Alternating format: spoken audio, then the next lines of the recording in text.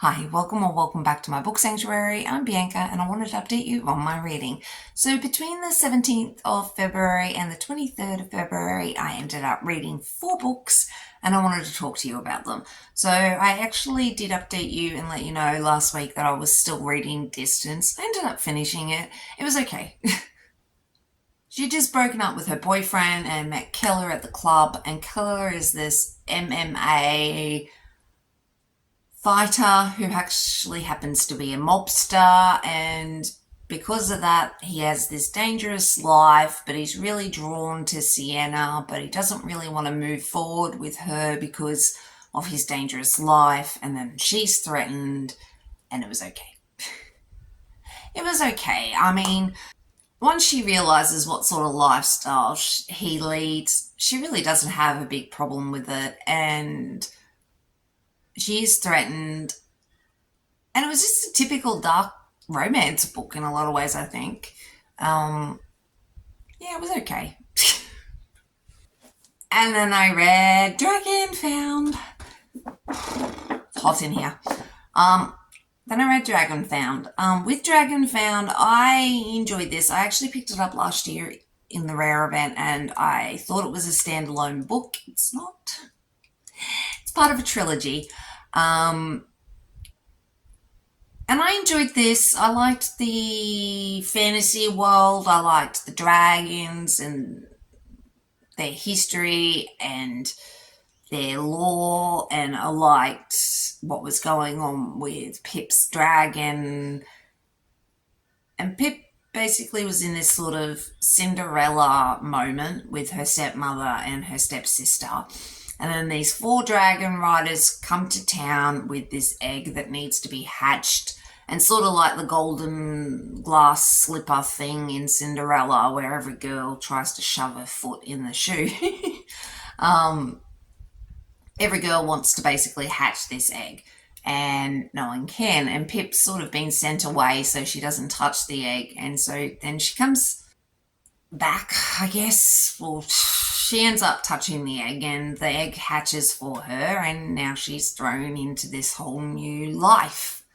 She has this dragon she needs to take care of who is going to grow quite rapidly, but is a little small at the moment.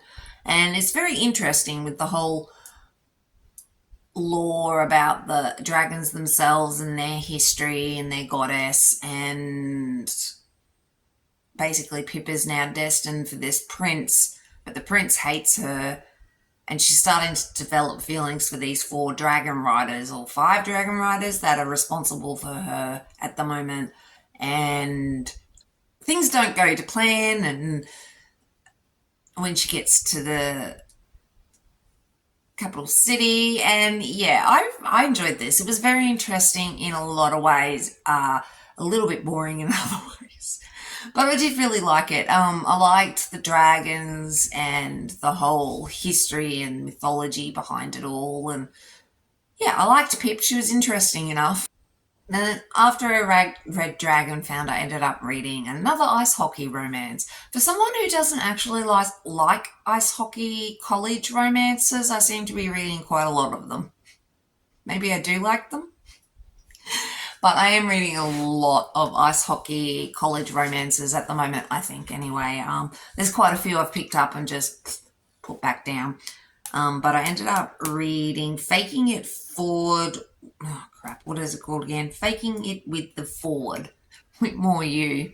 I enjoyed this more than I thought I would. So Reese basically kisses her because of an ex, and he sort of just wants to put a barrier between him and his ex. So he kisses her. They start fake dating. Then there's a forbidden aspect of it. It was a little all over the place in a lot of ways, a little complicated. Um, she constantly was in hoodies and things, and sort of, I believe her name was Twyla too, and that took me a bit because I thought it was a typo, but it's not a typo. That's her actual name. So it took me a moment to get used to the whole Twyla moment. And then she was, not ugly, but apparently wore a lot of hoodies and baggy clothes, but the moment she started wearing nice clothes, people started paying attention to her, and it was okay. I enjoyed it. Like, it was a 4 star. I almost think it was a 5 star for me, but then just a couple of things pulled it back. And yeah, it was okay, I guess. But then I read Weekside by S.J. Silvis. This is Bexley You. This is probably one of my first 5 star romances for this year. A lot of the books I've read have been okay so far this year, but I really enjoyed this. So Theo is the captain at Bexley. Was it Bexley? Yeah, at Bexley University. And he's captain of the ice hockey team. Because of reasons a few years ago, the ice hockey team don't have like a frat house situation. So they all live either together or off campus or in the dormitories. And Theo lives in the dormitories and is in his final year and is extremely focused. He's going to get to the NHL. Then he's given a female roommate. So because of a reason and a mix up with her name, I can't think of her name now.